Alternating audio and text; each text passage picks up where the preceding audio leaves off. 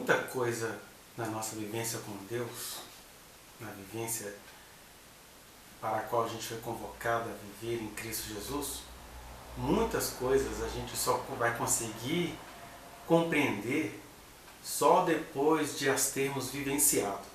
Nunca antes e nem durante. Não há como ensaiar para viver a vida em Cristo e nem há como ficar tendo muitas explicações nessa caminhada com Cristo. E por que não dizer a caminhada pela existência? É só depois. Isso é o que a gente vê claramente aqui em Deuteronômio no capítulo 29, em alguns versículos, quando num trecho muito grande, que ocupa o capítulo 29 e 30, Deus ali reforçando tudo que já dissemos anteriormente acerca das bênçãos e da maldição, da bênção e da maldição, ele vai agora, Moisés, ele vai trazer as últimas palavras e mostrar o seguinte: existem algumas coisinhas que vocês precisam saber. Essas coisinhas podem fazer as bênçãos e maldições serem reforçadas ou não, falando ali para aquele povo. Mas nós que não somos mais aquele povo, podemos tirar para nós alguns princípios. E aí eu não vou estudar com vocês num vídeo toda a extensão do capítulo 29 e 30, mas vamos tirar aqui alguns princípios. E o primeiro dele está aqui, no versículo 4 do capítulo 29, que diz assim. Vamos ler a partir do versículo 2. Chamou Moisés a todo o Israel e disse-lhe: Tendes visto tudo quanto o Senhor fez na terra do Egito perante vós, a Faraó e a todos os seus servos e a toda a sua terra. Quer dizer, vocês viram muita coisa. As grandes provas que aos vossos olhos foram feitas, que vocês viram, os sinais e grandes maravilhas. Porém, o Senhor não vos deu coração para entender, nem olhos para ver, nem ouvidos para ouvir, até ao dia de hoje. Eles estavam falando aí num período de 40 anos que havia se passado, e apesar daquele povo ter vivido tantas coisas, aí Deus chega e fala assim: olha, mas eu não dei a vocês olhos para ver, ouvidos para ouvir, nem entendimento para entender. Isso é muito interessante porque nos chama a atenção para algumas coisas. Primeiro, aquilo que eu já disse. Algumas coisas a gente só vai compreender depois de as termos vivido. Porque algumas coisas, para serem compreendidas, a gente precisa vivê-las. Não dá para você compreendê-las antes de as viver e nem durante a vivência. Porque elas vão parecer cruéis demais à nossa experiência e às vezes continuam sendo cruéis para quem está de fora. Por exemplo, eu conheço a história de um pastor, e aí eu vou contar isso e muitos nem vão continuar sem entender, mas esse pastor, depois, como diz o texto, depois que os olhos deles foram abertos, foi que Deus disse para ele: olha, o que aconteceu com ele? Aos 7 anos de idade, mais ou menos, ele ouviu uma vizinha dizer para a mãe que ele não era filho daquela mulher, que ele tinha sido adotado, alguma coisa assim. E aí, nos seus 7 anos de idade, sem ele entender se aquilo era verdade ou não, ele enlouqueceu. Teve muitos problemas, foi tratado por muitas clínicas, psiquiátricos, um monte de coisa, até que, quando chegou a determinada idade, acho que foi com 25 anos de idade, Deus falou com ele: olha, isso tudo que eu fiz você viver até agora foi para te preparar para algo. Então, a partir de hoje, toda loucura saiu do seu ser e agora eu vou te colocar diante de pessoas com problemas seríssimos. É um pastor aqui de Belo Horizonte e ele atende pessoas de formas das mais bizarras, mas ele só consegue atendê-las porque ele passou por essa experiência na qual elas estão inseridas. Ou seja, para quem está ouvindo isso é um absurdo. Mas esse pastor entendeu isso tudo porque hoje ele não vive nada disso, ele foi totalmente curado dessa loucura e ele consegue ter empatia pelos loucos, digamos assim, Mas ele só entendeu isso depois de ter passado por todo o processo. Se isso fosse dito para ele no meio do processo, isso ia gerar problemas sérios em quem ouvisse essa mensagem. Eu me lembro neste momento, por exemplo, de uma história muito específica do meio cristão, que é a do Dinho, o vocalista da banda Mamonas Assassinas. Olha só como que quem está de fora nunca consegue entender. Primeiro que a própria mãe do Dinho virou uma mulher que tem um testemunho, que ela vai dando um testemunho falando que Deus vai livrar o filho dela de um monte de coisa. E o que aconteceu na prática é que os Mamonas Assassinas caíram de um avião em 2006 e tudo aquilo ali se acabou. 2006 não, em 1996, né? No auge do sucesso acabou. Aí você tem um pregador igual o Marco Feliciano que fala que aquilo foi a ira de Deus, mas o que se sabe, e aí você não precisa crer em nada dessas coisas, mas quem tem andado nessa caminhada aqui de Deuteronômio sabe que Deus fala às pessoas, especificamente as menos prováveis, como a mãe do Dinho. Deus falava com ela que iria dar um livramento a ela, à vida dela, ao filho dela, que a história dele ia ficar conhecida. E aí o que acontece? Aquele menino que havia crescido na igreja, digamos assim, que tinha valores cristãos, de repente por uma frustração pessoal, por alguma coisa pessoal muito mal trabalhada, uma amargura pessoal, ele cria a banda Mamonas Assassinas, que no geral era uma banda muito popular, muito engraçada, né? Um ano antes da minha primeira filha nascer foi que eles morreram. Tinha um rock muito bem tocado, e muitos graceiros e muitas imitações. Mas é aquela história.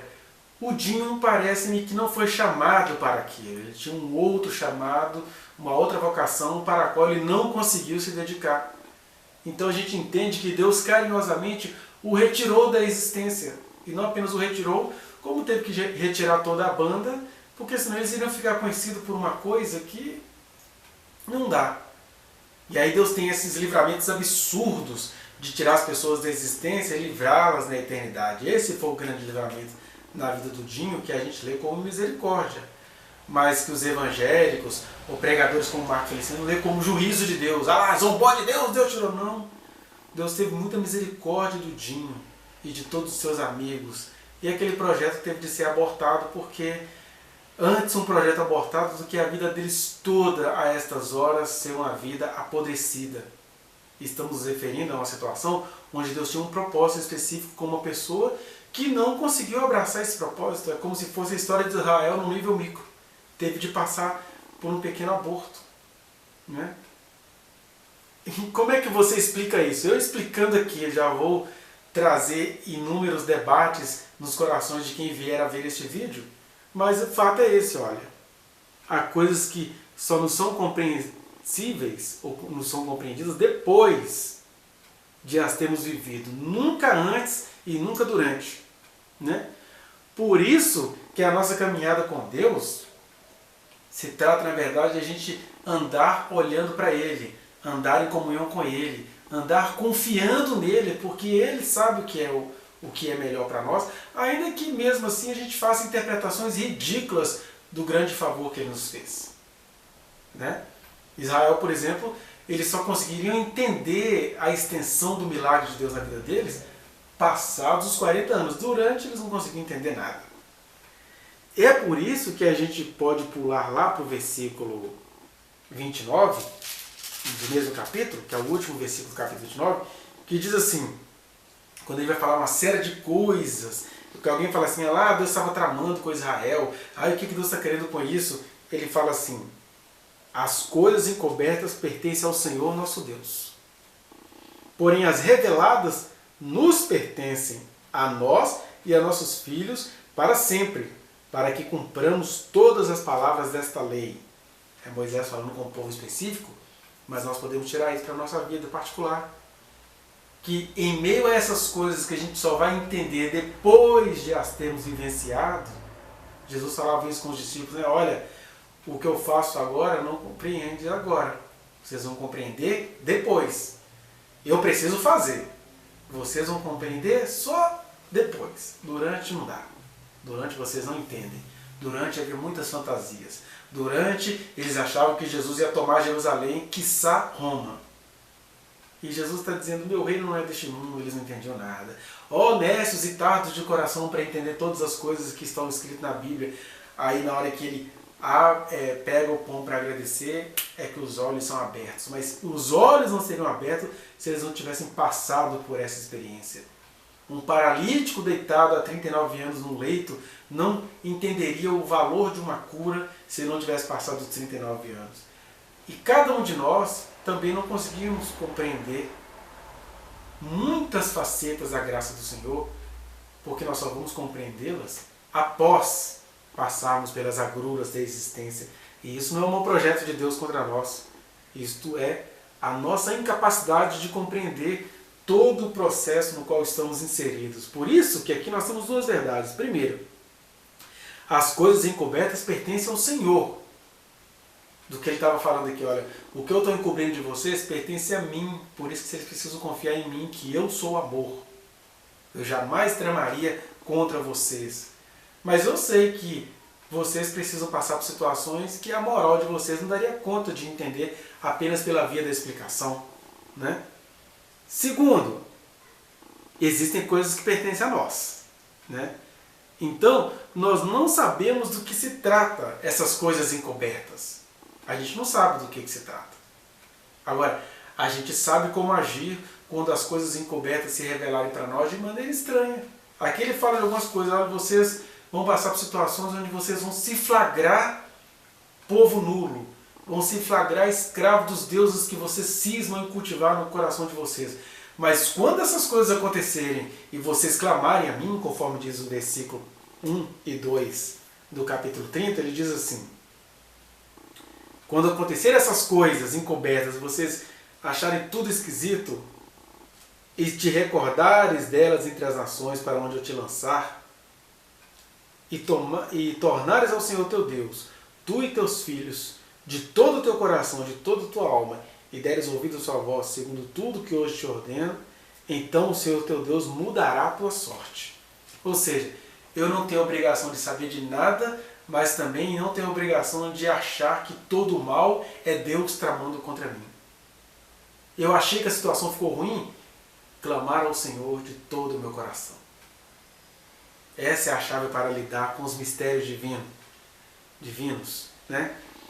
Agora, as coisas são encobertas porque Deus conhece a nossa estrutura. Deus conheceu a estrutura dos cananeus para salvá-los em meio à tragédia, daí as coisas encobertas. Deus conhecia a estrutura dos israelitas e dos judeus até hoje para deixá-lo, às vezes, com um véu até que tudo seja compreendido. E Deus conhecia estruturas até do Judas. Quando a gente lê que o Judas era o filho da perdição, isso são as nossas morais lendo a história de um indivíduo que só iria encontrar a salvação por meio da perdição. Jesus não estava ali fazendo nenhum teatro, mas é fato que Judas nasceu com essa missão inexorável, com essas coisas encobertas para o trair, mas em o traindo de maneira trágica, ele cai em si. E ele até se mata em relação a isso. Mas as coisas cobertas pertencem a Deus. Se Deus fez um indivíduo chamado Judas Iscariotes nascer para atrair o Salvador, a salvação de Judas é responsabilidade divina. Deus sabe o que cada pessoa entende, Deus sabe o que cada pessoa faz. Mas até dizer isso, fica parecendo para alguns que eu estou justificando a abominação e para outros que eu estou insinuando o suicídio. Eu só estou dizendo que Deus conhece as histórias. Deus sabe os segredos. As coisas encobertas pertencem a Ele. Por isso que eu, com o que me foi revelado, só posso ter esperança de que até o Judas está salvo. Porque ele não tinha como sair daquela coisa encoberta que o envolveu. João nos ajuda a entender isso quando ele fala que Satanás entrou em Judas. E toda vez que leio isso, eu vejo que há muito mais esperança para um Judas endemoniado que teve que trair Jesus porque ficou possuído por Satanás, do que para algum líder religioso que nunca ficará possesso, mas é a possessão em pessoa.